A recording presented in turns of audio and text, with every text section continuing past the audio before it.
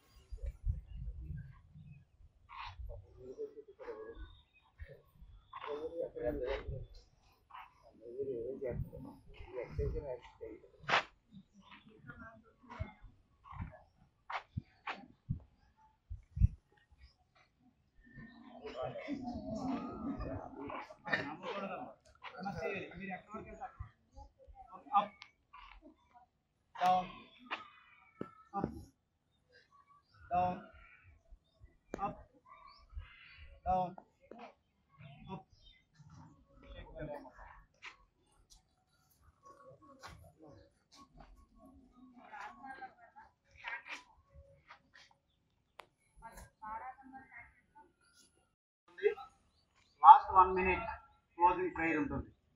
ఇది ప్రోటోకాల్. మొత్తం 45 నిమిషాలు ఉంటుంది.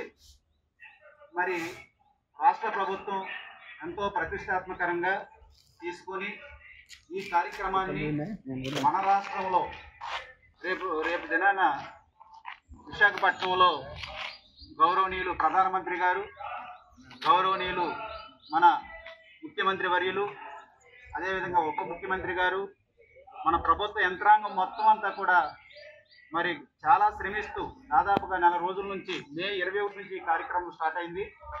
దాంట్లో అంచెలంచెలుగా ఈ కార్యక్రమాన్ని కొనసాగిస్తూ మన మండలం కూడా